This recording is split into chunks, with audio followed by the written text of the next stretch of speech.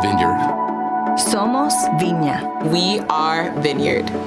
My dad became a pastor after me. Right. So then he's invited me to guest speak at his ministry, where he's ministering to what we call our 1.5 generation. So Korean-speaking Korean Americans. And he's working with young adults, like youth and young adults. So my dad is like the Dick Clark of Koreans. He just never gets old and just connect with young people all his life. That's so great. So he's introducing me in Korean and telling the story about how I gave him this call during college. And I never heard this story. In front of everybody.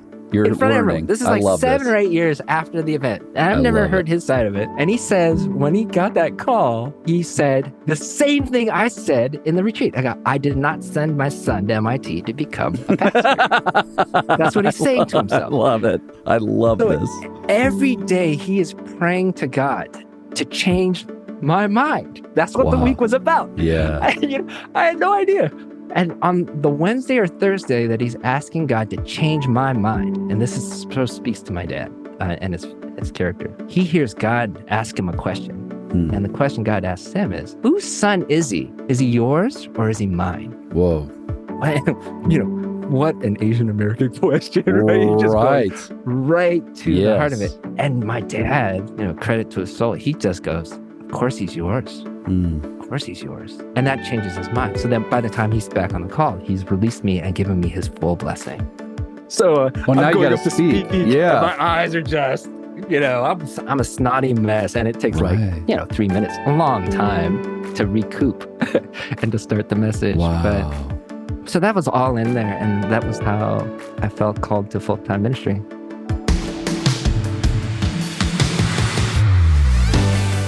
Welcome to the We Are Vineyard podcast, conversations to help us grow with Jesus and each other. In today's episode, Jay Pathak talks to Reverend Dr. James Choung. James is an author and serves as Vice President of Strategy and Innovation at Intervarsity Christian Fellowship USA. He's also one of our Better Together speakers. Let's listen in.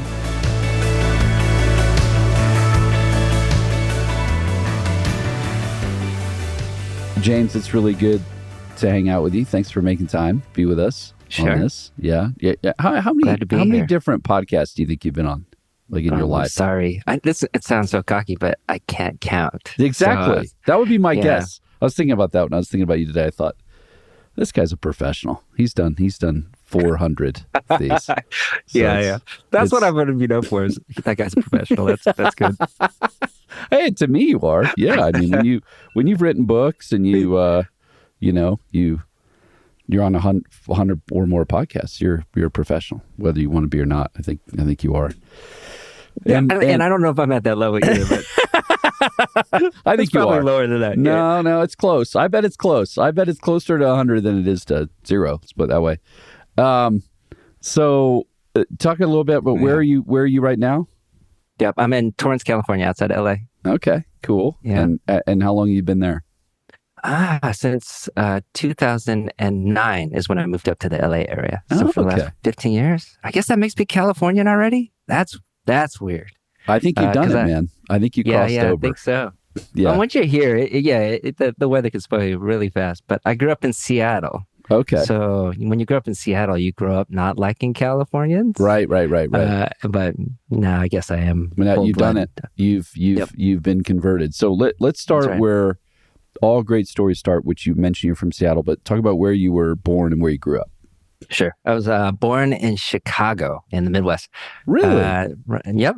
That's where my parents, this one actually goes before that. So my parents are Korean immigrants. My dad came to the States 66, 67, and ended up at the University of Arkansas, of all places, in Little Rock. And when you ask him like the favorite time in his life, he'll say like that time in Arkansas. Which is crazy, right? Like that's right in the middle, like civil rights movement. There's all this stuff happening, and he's loving it there. And there was a Korean War veteran who was also a believer and loved bringing in Korean internationals. So he would take them out into like either swampland or forest land and take them out shooting. And my dad just loved it. And I go, Dad, well, this can't be real. This is like a made up sitcom episode or a movie or something. That doesn't. It's so fresh off the boat. It totally is. So he loved it. And so he still thinks that's his favorite time in his life. And I go, Dad, I wasn't even born yet. And he just smiles at me, it's kind of messed up. But then his wife, he was with his girlfriend who came over. They were engaged. They then came up to Chicago in 1970-ish, 77. I'm trying to get the dates right. And then in 70, then I was born. I won't say my date. I don't want to get scammed by identity thefts. But I was born in Chicago, spent 5 years there. Huh.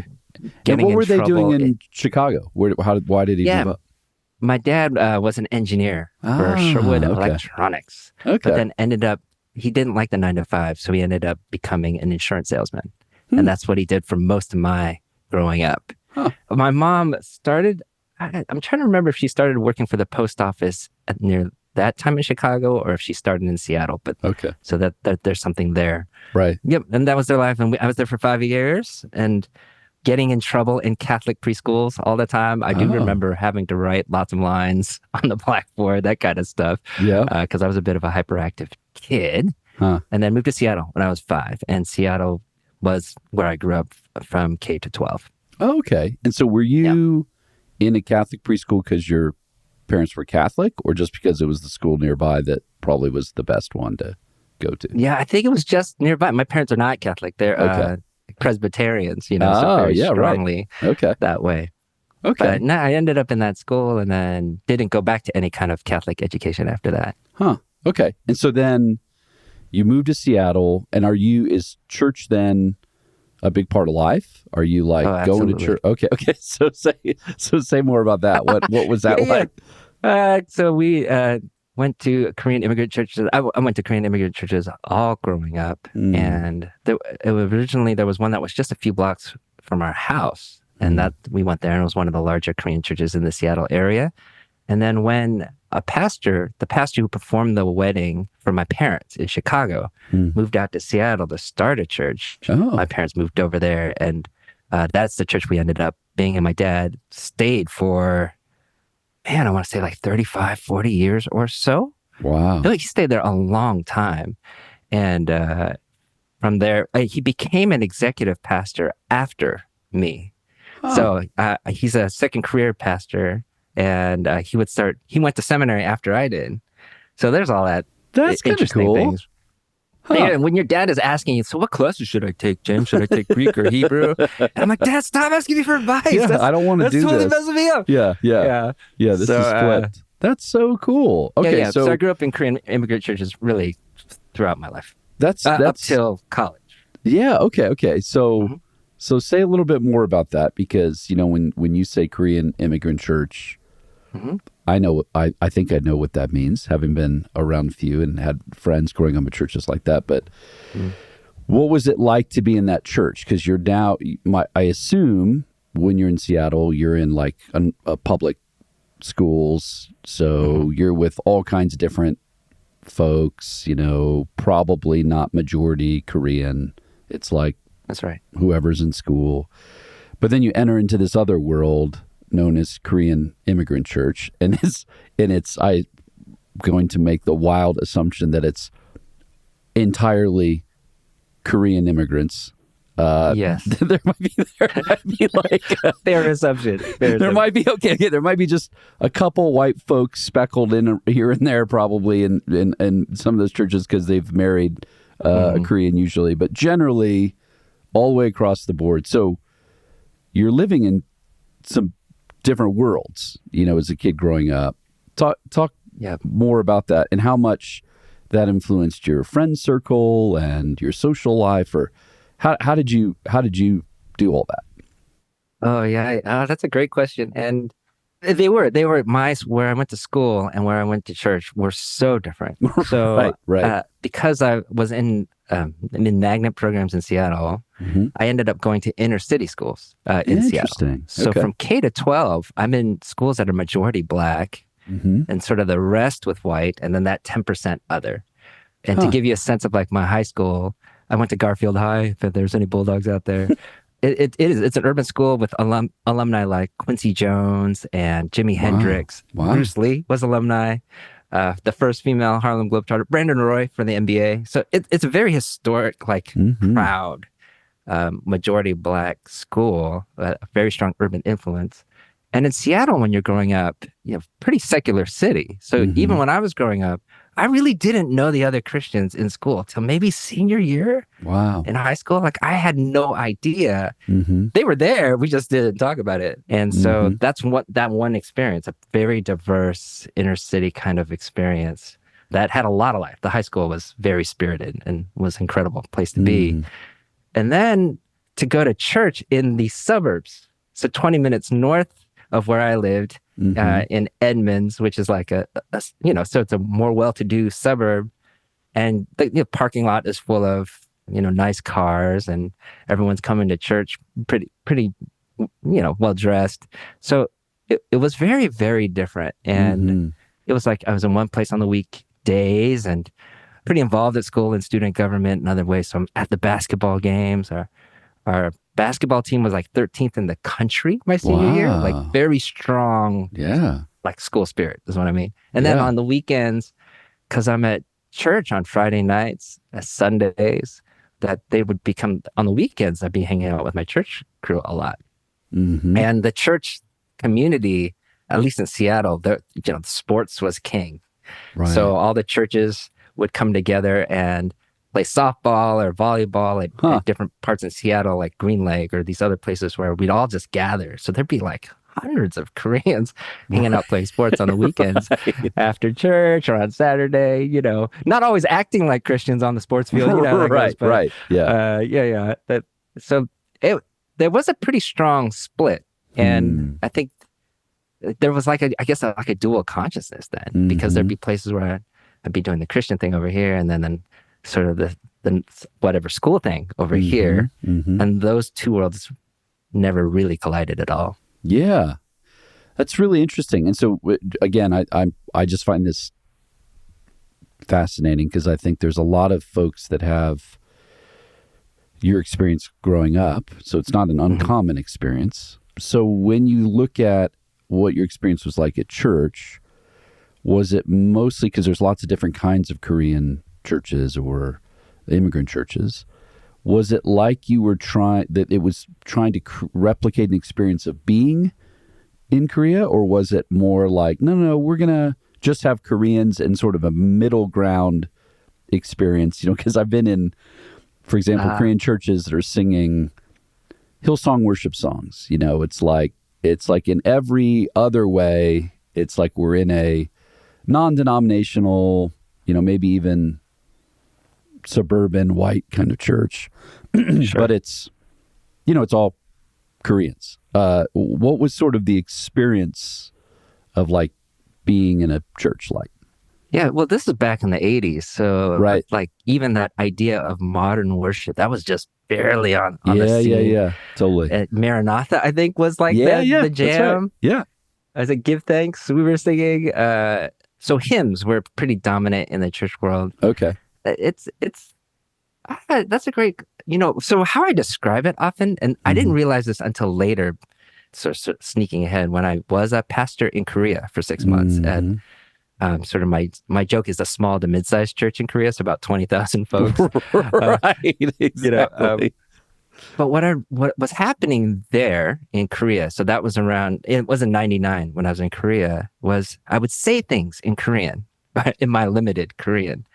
And they would go like, what are you saying? Like, it was like I was saying things from the King James Bible in the way that I would say radish, takwang, or the way I might say like fingernail clipper, smekidi, which was, they're based in Japanese words. And at some point, like after my parents had immigrated, people stopped using those kinds of words. They just excised them out of the language and used more Korean-based words for those kinds of things. So I'm using all these things because of the Japanese occupation, and there's a lot of history there. So when I was going back, I'm using these archaic words. And then also the ministry models in Korea at the time, and it could have been my church, which was also the Willow Creek headquarters for Asia. So they were heavily influenced by Western models, but they were way more open to the new thing than Korean American churches.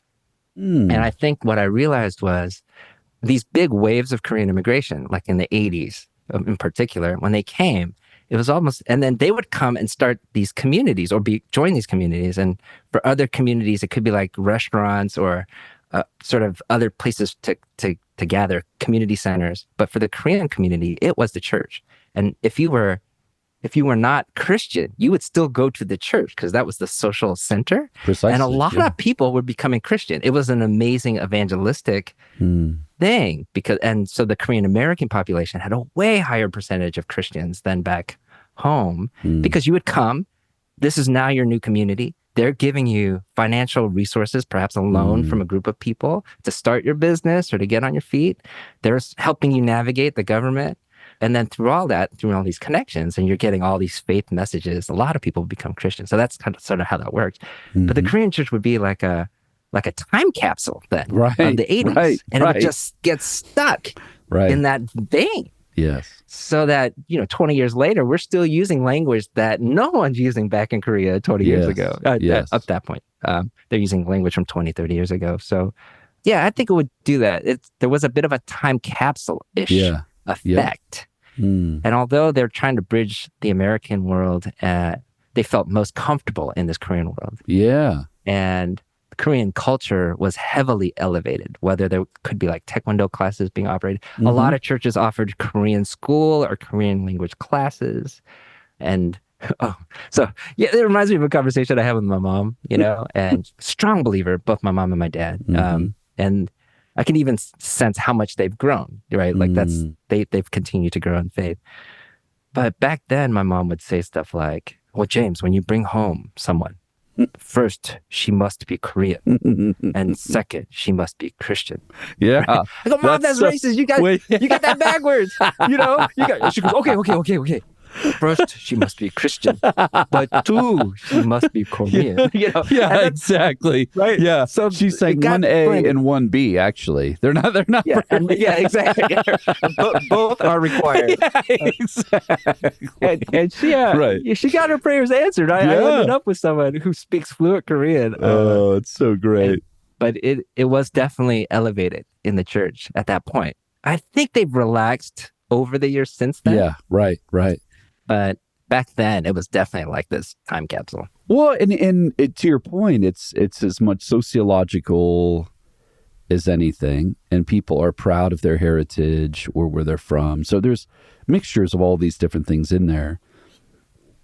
But what I find interesting, because I know a bit more of your story more recently, is, for example, we've had a number of Burmese folks come to know Jesus in the life of our churches, or Nigerian immigrants.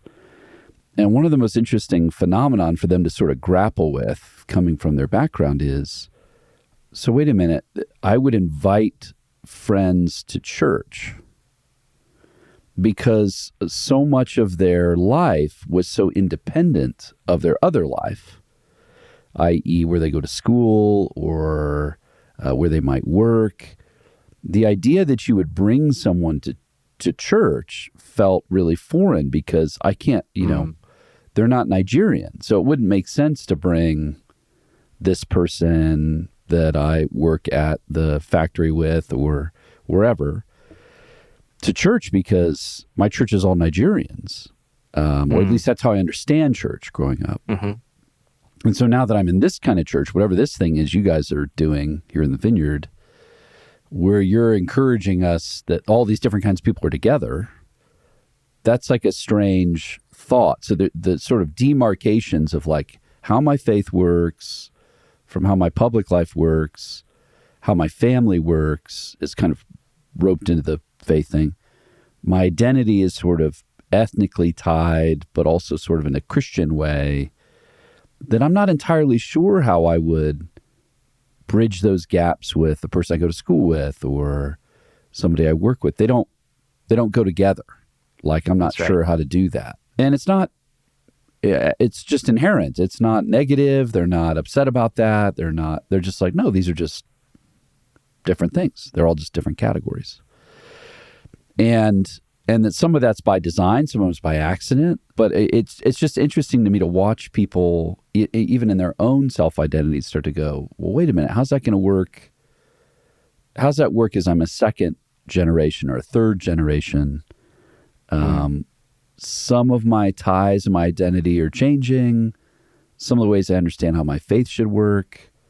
Some of how I want to integrate my life means I want my faith to sort of jump over some barriers, some boundaries that were inherent in the way, not maybe not on purpose, but they were just inherent. So anyway, all those little things are really kind of, they can feel like accidents, but they're things that we kind of move through as we try to figure out how we want our faith to work as adults or in the different various spheres of our life. So anyway, I just find this little bit of the conversation fascinating. So let's move forward just a little bit, because then you say you end up going to college. Mm-hmm. And is ministry like in your mind as you're getting out of high school, going to college? Or are you thinking, no, I've got another career track? Oh, no, yeah. I was absolutely not thinking about ministry going to college. That was the last thing. The dream going to college. So I ended up going to MIT. The dream to go was I'd watched this movie, Stand and Deliver. Yeah, man. Right? Do you remember that? Oh, yeah. And I wanted to be Jaime Escalante. So, because I grew up in these inner city schools, and I did like to teach. I thought I would go be an electrical engineer like my pops, get into consumer electronics, build a nest egg, retire at 50, go back to Garfield and teach calculus, right? Because I loved my calculus teacher. That's a pretty substantial plan. So you're 18 and you're seeing your retirement. Like you I was mapping out the life. That's serious, that's bro. not my, for some reason, that feels like a foreign person of me, like, because I don't do that. I'm impressed, I haven't though. done that in a while, but I definitely went to college with that kind of idea, that kind of dream. I love it. I painted it out. So no, it was not part of the plan. I was going to be an engineer. Right. And it's interesting, though, that you had a justice heart in you. Like, I care about this kind of school. I care about where I'm from. I can see a need out there, but I got to make sure I get what I need to get done first. then I'll I have my priorities, man. Exactly. But I think that's true. Yeah. And it was the high school that sort of put that into you, because it was such a multi-ethnic high school. Right. And Seattle was one of the early desegregation projects for the country. Right. So we were all being bused. I was in the north part of Seattle being bused to the inner city. So it was an hour bus ride each way. Wow. But I loved it, right? Because I was hanging out with all these people who are not like me. And so at my senior year, they were starting to talk about dismantling the busing system, right? Because parents are like, I don't want to go this far to go to school, to drop off my kids, these kinds of things. Right. And I do remember there were a bunch of us at Garfield who would end up kind of going on news programs and other things saying why we benefited from desegregation in the school district. So we did get honorary memberships to the Urban League of Seattle. So that the idea of justice, particularly when you're growing up in sort of urban culture, it's there. It's like in your face. And when you go to like these basketball games that I mentioned, we were a strong basketball team, and you're playing in Seattle Metro. So you're playing schools on the east side, which are like, that's the burbs, and they're fancy. And we have our hip hop styled marching band, pep band. And then, Mercer Island's band would come out with these steel drums, like just totally different vibe of school. So you're very aware of class and very aware of race very early on. And that's sort of my upbringing. Like my first time I got off the bus on the second grade to my elementary school, the first thing someone says to me, he goes, "Hey, are you a Cambodian booty scratcher?" That was I stepped off and some kid points, and that's what gets said. "Are you a Cambodian booty scratcher?" And I just went, "What? What in the world?" And they have the conversation, "No." And they go, "What are you then?" I go, "Guess." And he goes, "Chinese? No. Japanese? No. Vietnamese? No." Then he's stumped, right? Because he's like, I'm out of, I don't have any more, right? Yeah, so he starts recycling. Chinese. But you grow very race and class conscious early. Wow. So it's always on the brain. And I think by the time I was going to college, I wanted to give back. There was something there. And it sounds like your faith mattered to you. I mean, you were raised with a family, your faith mattered. So that's kicking around inside your heart. And again, I know I'm being redundant here, but what strikes me listening to you is you're in a super multicultural vibe in your high school, and your church is super monocultural. And right. it's really different. Like, it's suburban and upper middle class, and so you're carrying inside of just your own body, your own identity, a whole bunch of interesting tensions, even as then you're going to appear in MIT, which is, not exactly, a chill place. It's not chill. That's right. Not chill. Yeah. No, it's like we are here to do things. Like, we are going to take over the universe in this thing that we're doing. So it's such an interesting set of things. Okay, so anyway, so you walk in going, I'm going to be an engineer, and one day I'm going to, do all the other things. Yeah. What starts to turn your heart toward, man, maybe there's another plan. Maybe God has something else for me. Yeah. So it basically, that goes into sort of the big major turning point in my life and the story. So I feel I have some faith as I go to college. And I had just spent the summer doing inner city ministry with kids at the Union Gospel Mission in Seattle. So I know those guys. Yeah. Yeah. So fantastic experience. And I would end up going like every summer back. So for 4 summers straight. But what happened was I went to college, and I didn't visit any college. A lot of people visit. I should have visited college before there, because once I got there, I was like, oh my gosh, what did I sign up for? Because what was happening was 40% of the guys are in the Greek system at MIT because they don't have enough housing for everybody at that time. And so they relied on the Greek system. And if you joined the Greek system, you actually lived in the house for 4 years. Like, that was the thing that everyone did if you joined. So they really go out of their way to sort of push that. At the time, I had no intention to join it. But when I got there, I was like, oh my gosh, I should have known. There was a bunch of, and here's the cocky part of me totally coming out. I was like, oh, it's a bunch of nerds trying to start over. What am I doing here?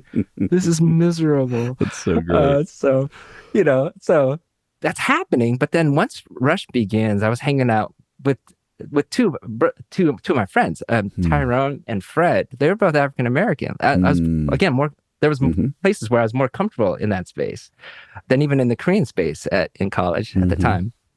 And we're all getting recruited to Phi Kappa Theta, and I have no intention of going. I was planning to just slip out. So they've sort of basically let all of the Greek system prey on the freshmen at the end of a freshman assembly. So you don't really, you have to choose out, right?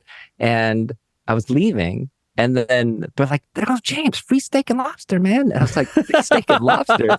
I've never had lobster before, right? Seattle's all Dungeness crab. I was like, lobster? All right. So, and I ended up really connecting with the guys. And the long story short, ended up pledging at Phi Kappa Theta with the intention, and I knew there were no other Christians there, but with the intention of, maybe I could be a witness here. But as things go, the old analogy, I was far more thermometer than thermostat. Yeah, sure. So I'm not going to a Christian fellowship. I am going to church, but also I'm just having a good time and, dancing on tables. This Generation Z freaks out when I tell them this. But back then, you're dancing on tables, you're like swallowing live goldfish. Like, that was like the frat life. Exactly.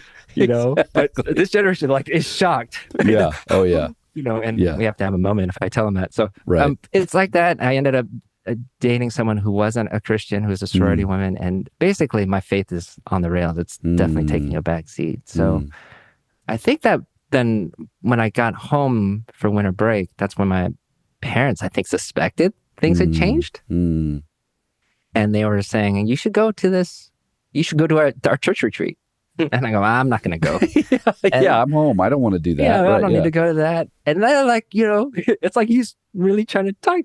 Well, we'll pay for it. Your friends are going to be there. It's like he's having you can tell he's adjusting, right? His expectation of me. And I end up going. And it's a terrible retreat. It's, the speaker spoke on death for 90 minutes for all 4 talks. Oh, my and goodness. unless you think about your death, then you will not truly live. Which, my goodness. Sounds good, but it was really miserable.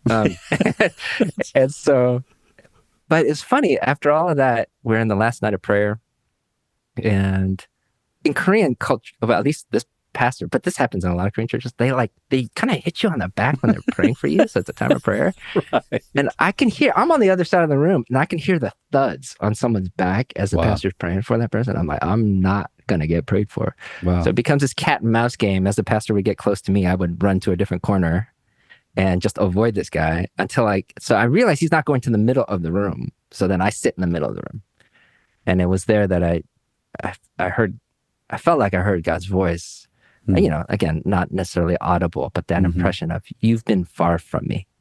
And that was really the crisis moment. And I really felt like God's grace that he would still chase after me just like ignoring him for months to that point. And that brought the turnaround. It took about 6 months to sort of get out of a lot of things.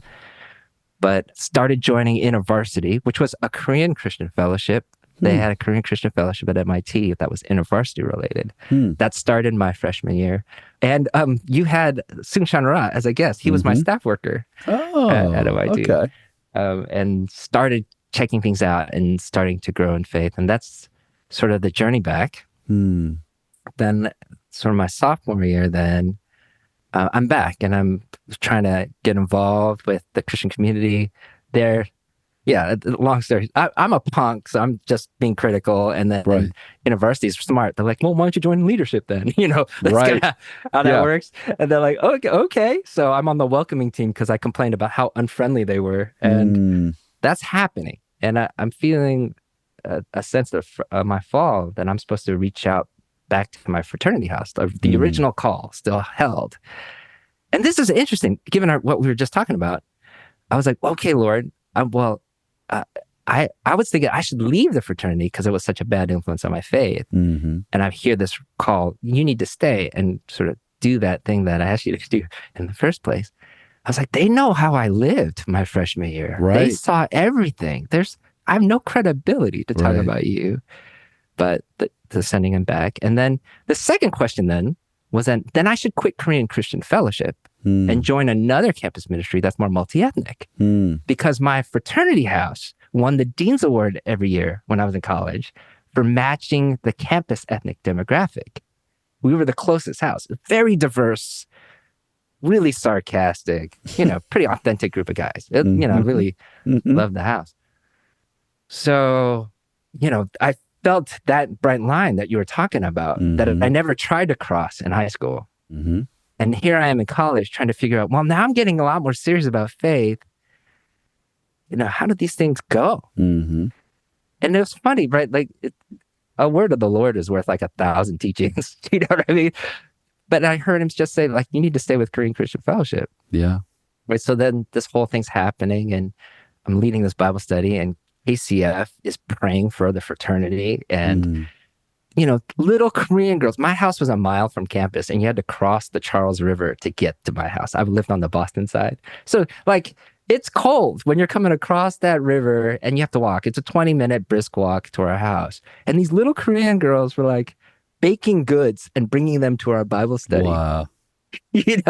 And so it's this crazy partnership that was happening. And my house loved it, right? They're like I said, Revenge of the Nerds. So they're like, oh, girls. They were excited. So, it was this whole thing that was happening. Yeah. And then, someone became a Christian. Danny became a Christian. He's the godfather to my second son. Wow. And then a third of the house became Christian by people joining the mission as well as people becoming Christian. And that's it blew up into this thing. And all these guys in my multi-ethnic house were starting to come to KCF. Right. And so we were becoming very multi-ethnic. Wow. To the point where we'd have to do fundraisers at times. And we're in the main corridor. It's called the Infinite Corridor at MIT. And we were selling, so KCF were selling Chinese bao, those bread. And when you look at the desk, the three people that were there was a white person, a Trinidadian American, and a Korean person, right? A Latino person. It was these three folks. And so you could see people walking down the hall when I visited the the desk where they're doing this double take. They're looking at the sign, they're looking at the food, they're looking at the people. And it's all these things colliding. Yeah. But it was this amazing time. And it was in that time then I got my call to ministry in my sophomore year. And got that as I was going to my church retreat and felt like God was saying, that to think about vocational ministry instead. Wow. And so you're still a sophomore. Yeah. So you just are like, well, I think I'm going to do ministry, but I'm going to finish this degree. Maybe. No. So what do you do? Yeah. It changed everything. I'd say. It was pretty dramatic. So I'm at this retreat. Actually, this is cool because of the conversation we're having. So I'm at a Korean American church, which I attended during college. Yep. We're on a retreat. Again, prayer time is noisy, right? And so I feel like I get a sense in my spirit that God wants to tell me something. So I end up I go to a quiet room to pray. And as I'm praying, I see the word ministry flash before my eyes. And I go, and I understood that to mean give up what you're doing, go into vocational ministry. And I go, oh, Lord, that is not what I came to this school to do. And I see the word flash again, ministry.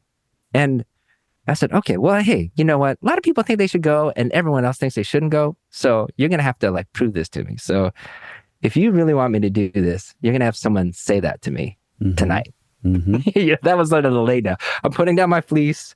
I'm not doing this unless you say it through somebody else, and I'm not going to prompt it. So then we all come back. Sometime later that evening, a leader from Wellesley College, this is a multi-college church, a senior, someone I really respected, she says, James, have you ever thought about full-time ministry? And I'm like, why are you saying this? And she's like, I just think you'd be really great at it. Wow. And if you felt like you were called to it, then you should do it. Wow. I just went, you're killing me. Yeah. But it felt like a word of the Lord. So I call my dad that evening. So I tell him I want to go to ministry. He goes, why don't you wait a week and pray about it? And if you still feel called to do it, then go ahead. Wow.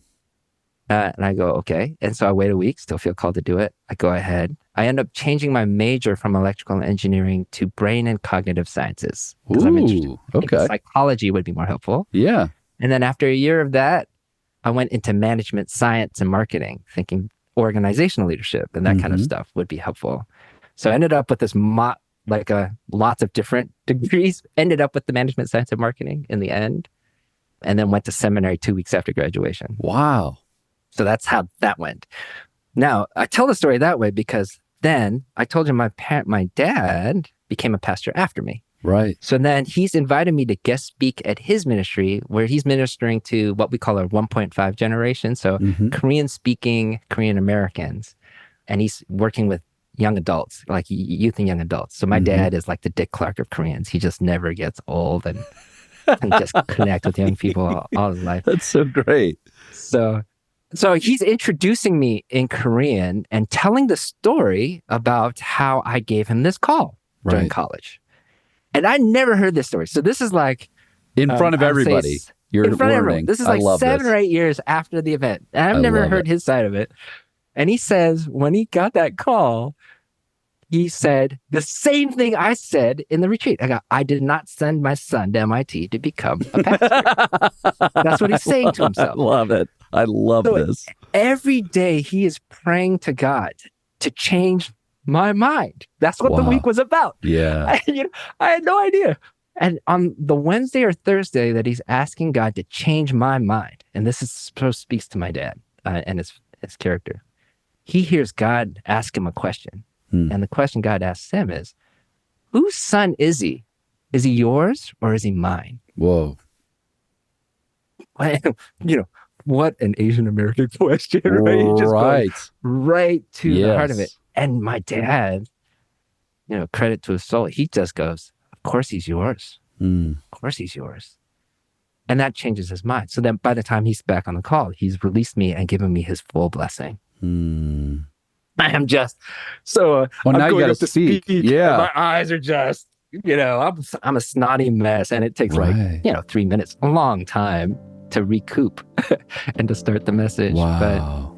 But so that was all in there, and that was how I felt called to full-time ministry.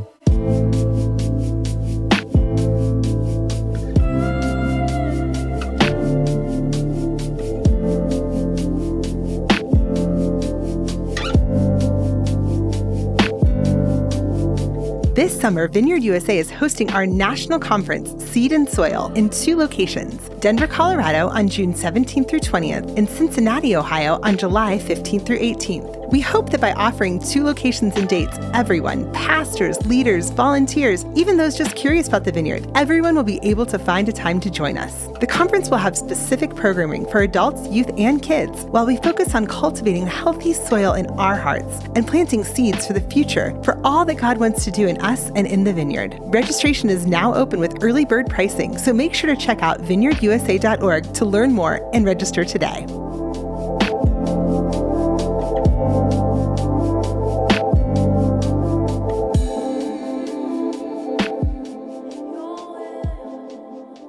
So all that happens. And then, of course, even though you think you're going to do ministry, there's a lot of ways to do ministry. Mm. So as you're doing seminary and all the things you're doing, are you getting a clear sense of like, I think here's what I'm supposed to focus on. I'm going to be a pastor, or I'm going to be a church planner. Or I think I'm going to be, obviously you're a writer now. How did those things fit together? What was kind of your first set of moves? Yeah, so that's why like the idea of having like the life plan is so foreign, because after that anything, right? The whole apple cart got turned on. I don't, at that point, I'm just trying to figure out the next steps. Right. Even now. So, I've crossed the 50 mark now. Yeah. And, I still say like, I've never been able to out dream God 5 years prior. Like, I always get surprised what I'm doing, So I think it was like down to the wire, and my senior year, trying to figure out what to do next. So I didn't feel a call to leave college. Maybe I felt like I should finish. Didn't feel like God saying no to that.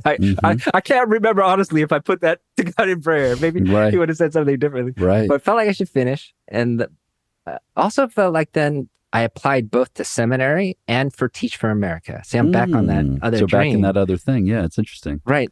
And Teach for America is part of AmeriCorps. So if I did that, I did have student loans. And so if I would do Teach for America for 5 years, they would cancel your loans. That was kind of the idea.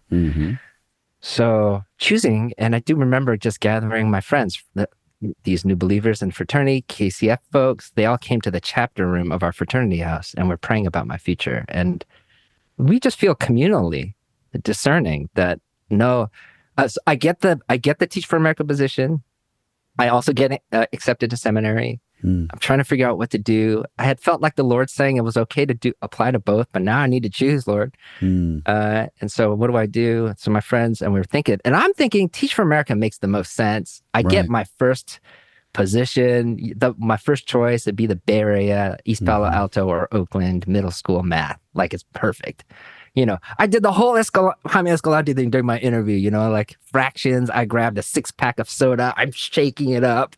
And I go, if I put one of these, what's the fraction? Soda's flying everywhere during the interview. Like kind of went super dramatic. Right. So I got accepted and felt like that was where I was supposed to go. I'd never lived in California. Thought the Bay Area would be great. And we all just felt like I should stay. I should go to seminary here. I should which then meant to come on staff with Intervarsity. Yeah. That was sort of an option that was presented. And my staff worker, Sunshine, was thinking of planting a church in Boston. So those pieces all came together like that. So the call was stay in Boston. And so then sort of 2 weeks after graduation, I was in seminary because they were offering Greek for free if you came during the summer. See, we're seeing a trend here. People bait you with free stuff. Lobster and steak. Sure, I'm definitely looking for the deal. That's totally fair. That's okay. So so I'm doing that, and we're starting to meet as a small group to start the Cambridge Community Fellowship, what would end up being Cambridge Community Fellowship Church in Cambridge, and I'm joined staff with Intervarsity, and that was the beginning of vocational ministry. That was like 29 years ago. Dude, that is so cool. Well, and you're obviously being humble in that you're like, I don't know how all this stuff happens, but God has given you a lot of real favor, real grace to do the things that you do. And I'm not entirely sure. I think we've talked about this, but for some reason I can't dial it up now on what your cross section was with the Vineyard then. As you're doing all these different kinds of ministry, Intervarsity. How did the stuff with the Vineyard enter into your sphere? Yeah. And actually, it was during college. So junior year, like I said, we're still doing Maranatha, Integrity, Hosanna starting to come on the scene. So we're singing those kinds of songs, and like we're hearing about Vineyard at that point. And I was trying to like start out, like figure out how to be a worship leader. Ended up being a worship pastor at the church that we planted. So, but I'm really interested in that. So I started going to the Metro West Vineyard. Wow. More like on their special nights, or if they had a worship night or something else. And out in Framingham, Massachusetts. Yeah. And it's like such a wild vibe, like up to that point, to go there. It was a warehouse at the time, and just felt really casual. And the worship was so authentic and spontaneous, it wasn't like set or how many verses you're going to do, just a real sense of flow. And so I grabbed like friends from not only our college, but other colleges, and we would just go and experience and to learn from the Vineyard. That was really the beginning of our connection with the Vineyard. And then my senior year, senior year, I'm trying to, me and dates and events and names, like I need a fact checker just to always make sure. Right. I get it. Trust me. I understand. Yeah. But it was during college. I want to say senior year. So like either 90, 91, and the Toronto Blessing is starting to happen. And so Randy Clark came down to Metro West Vineyard, and he was speaking. And so then at that point, there was a lot of buzz in Boston about what was happening in Toronto. And so, let's go check that out ourselves. Right. And it was like our motley crew that went there, like Intervarsity types or church types, where it just ran the gamut of people who were really excited and curious. And others were like, James, I'm going with you because you'll protect us. Exactly. Totally. Literally, I get it. said that. Yeah. Right, so we went, and again, the experience there was like, this place feels full of spirit. And there were, the beginnings of an awakening. I didn't grow up charismatic, although almost every Korean American immigrant church has a note of the charismatic, right? Totally. There's always like a prophetess, and there's always these stories, but Presbyterians don't always show that on a Sunday. Right. So I don't have that much exposure to it. So it was a great exposure, and that was really the beginning. And as people prayed for me there's lots of different stories around there about receiving spiritual gifts. And even like pretty much at the beginning, receiving a spiritual gift, I felt like what was being bestowed was prophecy. Yeah. And then what happened then was this experience. I'm sort of using these gifts on campus.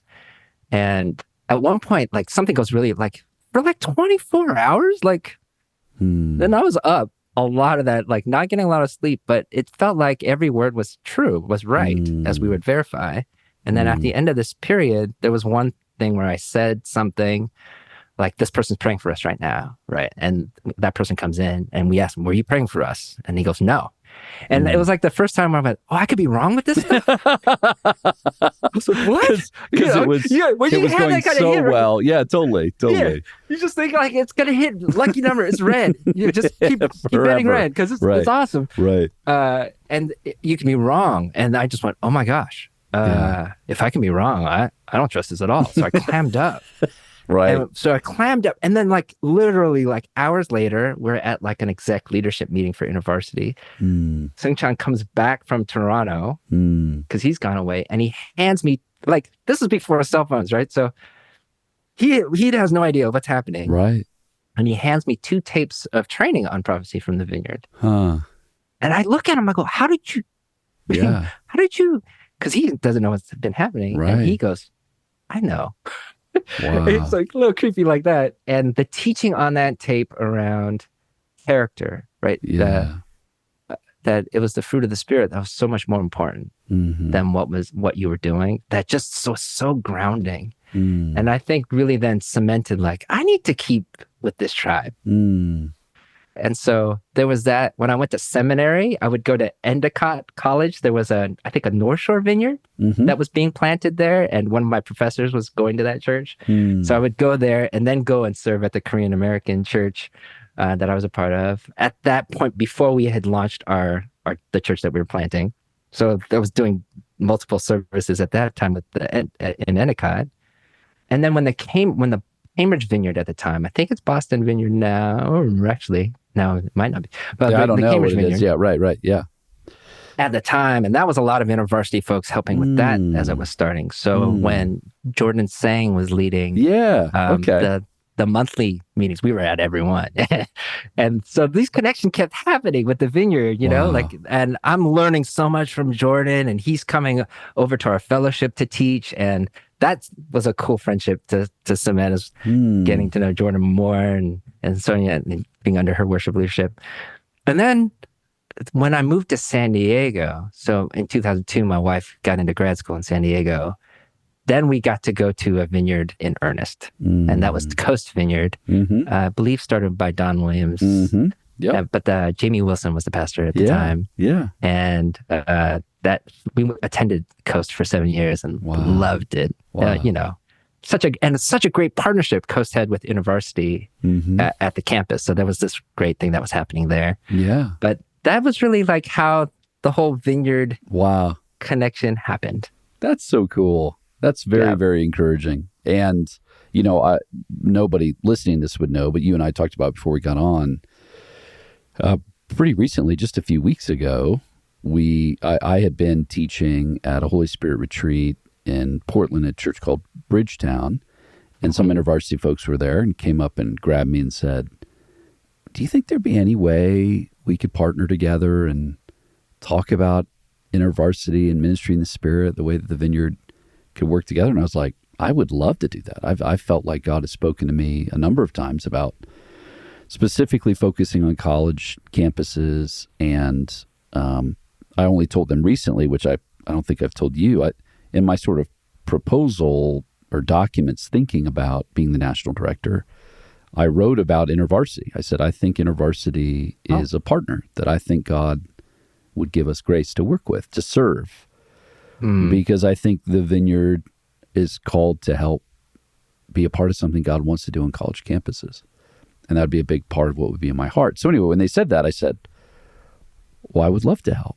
And so only a few weeks ago, we hosted a whole bunch of InterVarsity staff and leaders and some students. And we just did ministry in the Spirit for a few days. It was really, really fun. So again, I feel like some of those bridges have always been there, but there seems to be a grace to try to figure out how to work together and what God is doing with InterVarsity. Because I said it then, and I still think it's true, that the Vineyard's always healthiest when we're focused on the lost in the whole body of Christ and the marginalized and the poor. And so when we're just doing our own stuff, we start to get weird. But if we believe that what God's given us is for the sake of the whole body, for those that don't have a life with Jesus, and for those who are marginalized, a lot of the things God's given us fire easily. And so it was just so fun to be with Ivy folks. It was all our Vineyard folks doing stuff on prophecy and being filled in the Spirit, and how should we think about the kingdom of God? It was really, really cool. And I think I just even like, I think you're coming to our Better Together here thing soon, which will be really, really fun. There seems to be a way that partnership works. So talk about that a little bit. As you think about, you've lived in the worlds with InterVarsity, and you said in the Vineyard, and there's been partners. Where do you see there's overlap or ways that we can serve each other that makes sense absolutely. To you? We share the same heart. And thank you. A big thank you from InterVarsity. We had such a great time from what I hear. And the Vineyard, what gets noted by our folks is how humble the Vineyard is and how they have a pretty strong philosophy. Like they mentioned that there was a way that the Vineyard way kept being mentioned and how helpful that was. The sense was the Vineyard was comfortable in its own skin here and we have a lot to learn. in that space. So, it's great when there's other eyes looking at the vineyard and saying like, yeah, you're pretty humble. We can't say that of ourselves, right? Like we can't be like writing, we were the most humble church on the planet. Right. But it is. And, I think there is something about people who spend a lifetime listening to God's Spirit and responding. There's a humility there, right? Because you just go like, we don't have a plan. We don't know really the way to go. And maybe we think we do. And God might have a different way forward. That sort of in how we are in the vineyard, we're always going to say, but if God says it, we got to move that way. Yeah. And that's, I think, creates a really great humility in that. And so we had a great time. Yeah. I think there's a lot of connection, particularly Intervarsity and Vineyard, a lot of places where those go together. I guess technically I'm seconded by the Vineyard as I'm ordained in the Vineyard to work for Intervarsity. And there have been lots of these junctures in the past where the Vineyard and Intervarsity have had these moments of coming together. So this feels like another great step in the history, and I love how that's coming together. I can move it like in different levels. Like the first story that comes to mind was when I was a campus staff minister at UCSD, University of California, San Diego. Because my wife was a student there, we lived on campus. So that was an incredible way to do staff work. Yeah. And we're just starting to attend Coast Vineyard, which at the time I believe was about 150 people, mostly white, like mostly in their like late 20s and up, maybe 30s and up, sort of whoever Don had brought together. That was like the crew. And Jamie had just stepped up as a senior pastor there. So I remember approaching him and saying like, well, what if we sought mutual, the way I put it is like, would you like want to seek mutual blessing together, like Intervarsity and Vineyard? And he goes, what do you mean by that? And we just started like, so this at this local level, the idea of like, well, and because Pastor James was just so like, he's sharp, he was a Vineyard guy who taught well, back then that wasn't like a lot of people. I'm sure it's different now, but back then it was not easy to find a Vineyard person taught well. So he said, come out to our prayer meetings and come and teach at our fellowship. We'd love to have you. And then we could also like give you sort of, if you're willing, we've got counsel on how to make your church more welcoming to students, if you want to do that. And then he invited me to speak at church. Wow. And there were ways that we were influencing each other. And so that partnership, like it was born out of a friendship between Jamie and I, and then sort of came out into the ministry of what was happening. And it was powerful. And both ministries flourished. So Intervarsity at the time was also combined chapters, about 150 students. And as we were going and moving together, pretty close to immediate, like 2 years in, our fellowship is at like 250, growing. And I'm just using numbers just to give a sense of like the dynamism. That's not like the whole story. There's all this awesome stuff that's happening. And the Vineyard teaching us about ministry in the Holy Spirit, which is so helpful. Like, and then our folks are feeling that Coast is a great place to go. Yeah. And there were students there who weren't white were saying like, well, James, you're there. So that must mean we can be there. Right. And the Vineyard became like pretty close to 300 at that, like 2 years in, starting to become, and basically by the end of that 7 years, it was a much bigger church with like mostly people of color, mostly people under 25 in the majority. And there was this way that it was bringing this dynamism where we're all part of the kingdom. We're not here to fight. And what would it look like to partner? And that's really at the heart of Intervarsity, is like, we're a parachurch expression. We are clearly not trying to replace the local church in any way. We only get them for 4 years, maybe 5 or 6, depending on the student. But I think we thrive when we're partnering well with the local church expression, and the Vineyard was a great place to do that. So at the local level, with this campus ministry blend, it was really, it was a great season, I think, for both Intervarsity and for Coast at the time. Which then there would be these other pockets of like, I was at the first, I believe that's what they called it, the first national multi-ethnic conference for the Vineyard in Santa Monica. I think that's the first vineyard, right? The Santa Monica Vineyard? Yep. West Side right. Vineyard? Yep. 50th anniversary this summer. All right. Yay. Yeah. So we were at West Side, and Jamie and I are teaching a seminar based on this kind of partnership and what was happening on the ethnic scene for that. So there were a lot of Intervarsity people from Pomona Vineyard also helping with that. Interesting. So there was always these connections.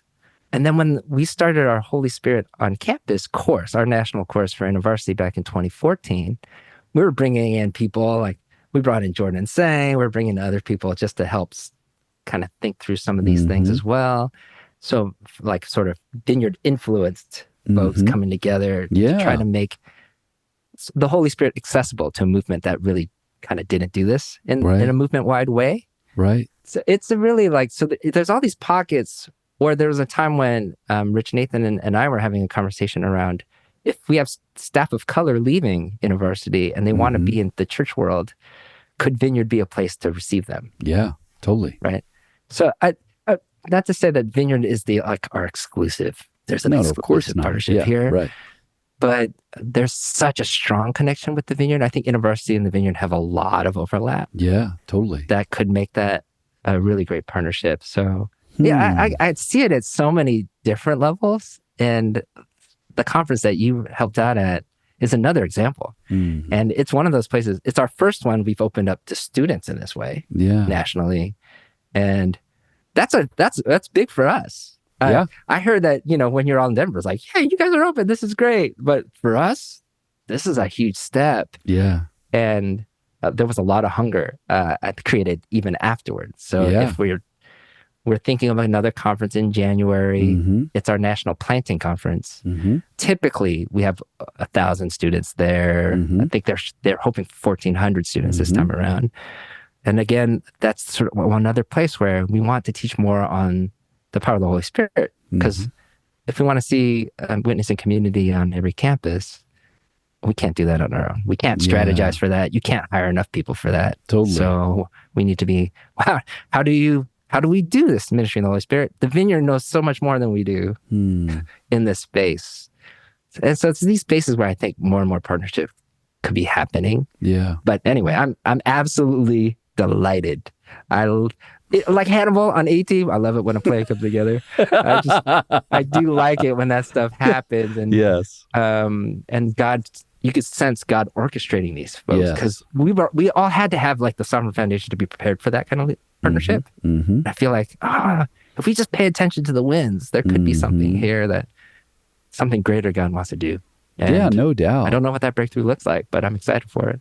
Well, and we have so much to learn. I think historically the Vineyard, so many of our leaders have come from vineyards that were on college campuses and that vineyard churches that had life breathed into them through universities or seminaries.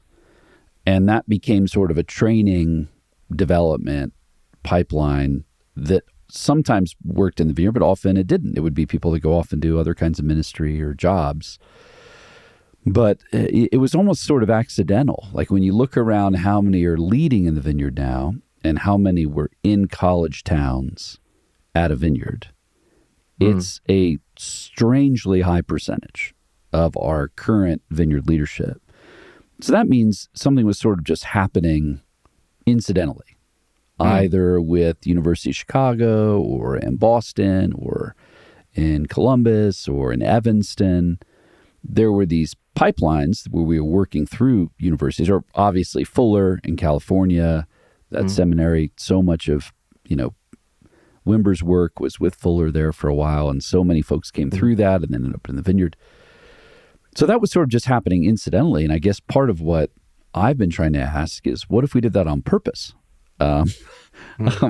What if we looked at, a place like Seattle, where we have a Vineyard Church right effectively on the campus, and said, okay, what's it look like for us to be more intentional in partnering with folks that are already doing ministry, again, with the heart to serve, to bless, to help in any way we can, and just believing God will help us figure out how we work together if we take the posture of a servant. The rest will work out. We'll figure out how to do whatever we're supposed to do later with that. But my confidence that if we could do that intentionally with groups that we like working with, like Intervarsity, where it seems easy. And we're not so much trying to manage it or control it to an outcome that we can define, but more just, you guys are already doing work. We believe in what you do. We're sort of nearby in however many places in the country. Mm-hmm. And then maybe we could bring you to stuff that we could just help you with, or we can show up at things. I was telling them, I pretty much can guarantee I could build ministry teams of nearby Vineyard churches to show up at probably almost anything you do for Intervarsity, to mill around the hallways and just pray for people and create like a little prophetic prayer room, or, all opt-in stuff. Because I think we do best in the edges and in the margins of Christian ministries, churches, conferences. We don't have to be on a stage. We don't need microphones to do what we do. There's a lot of different kinds of ways people do ministry. They need microphones. They need stuff to do. We're like, no, if we're just in the room, we'll do our bit. That'll happen like on the way to lunch or standing in a hallway. We're just as good there as we are up front. And the amount of people that have Vineyard stories like that are really high. They may have never been to a Vineyard church, but I was at this one meeting and this guy said, "Can I pray for you?" And next thing I'm standing by some plastic plant in a hallway in a conference hall, and I'm crying because this person is telling me stuff about my life that I didn't know, and I have this experience with God. And then I realized, that was a Vineyard person. And these things happen in almost every environment I'm in that's not in the Vineyard. I'll introduce myself, maybe there's 50 people in a room, and these people slowly start pulling me to the side, being like, "I'm so glad you're here. Let me tell you this thing that happened. This one time I was in college, and I met this Vineyard person at a thing," and they're usually whispering, just like because now they're a Baptist pastor, or they're a ministry leader, and they're like, "I'm still not entirely sure what I think about that." And it's not the kind of thing I like to talk about because I think it sounds weird, but I'm so glad you're here. I love the Vineyard. So yeah, my heart, as I look at what InterVarsity's doing, the dreams for renewal and revival on campuses, planting in new places, I think, if we could do our little bit to help equip people to be a landing place to serve as you guys do your work, that sounds really inspiring to me. That feels doable to me. That doesn't feel hard. And that would be so huge. That'd be so helpful. And again, it just speaks to the humility of the movement. It's the Vineyard offers, it's those kinds of ideas from when the idea of like paying the bill, or we're not forcing our stuff on folks. Right. It's like the heart of God. He never forces. He always woos. Right? There's a sense of that, and that offering. It's beautiful, and we absolutely know that we need that kind of partnership. I think we used to think that we can strategize our way out. We think we're smart, and we've been humbled. I think we're also been humbled enough where we could receive that partnership and also be a good partner back. Yeah. Because we were kind of big for our pants. Right. I'll use that word. Yeah. Yeah. So yeah, I think that's it. The joke about InterVarsity is that we're wordy, we're nerdy, and we're a little bit dirty. That's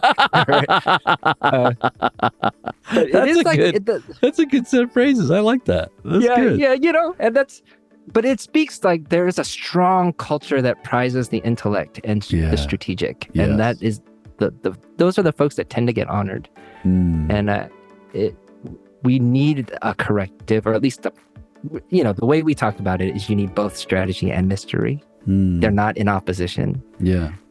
But if we don't create room for mystery, we're going to burn out because we think it's all on our shoulders to make it happen. So that's where I do think what you're describing, we would, I think, completely receive.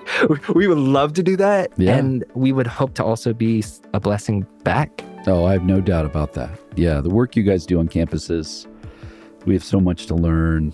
We're really grateful. Yeah. And again, there's so much overlap. It's going to take a bit of intentionality, but hopefully the posture is to just be helpful. Yeah. Well, we'll see you in April. So if anyone isn't coming, it's better together. You now heard a bit of James's story. You want to come and see him speak. We got a whole bunch of really fun people we'll have together. So hopefully a lot of you can make it. But James, I really appreciate you giving me so much time. It's great to be together a little bit, share a little space. And for sure. I can't wait to be together soon. Yeah. And thanks for having me. This is super comfortable. Just felt like we were chatting. Well, that's what I told you. We're just gonna talk. Yeah, it'll be great. Well, I'll see you soon. As we celebrate our 50-year anniversary in the Vineyard, if you're interested in learning more about Vineyard history, there are plenty of resources for you. Check out our show notes for links to books, YouTube videos, and more to learn about Vineyard history and identity. And make sure to keep listening to the podcast this year for stories of Vineyard churches throughout the year.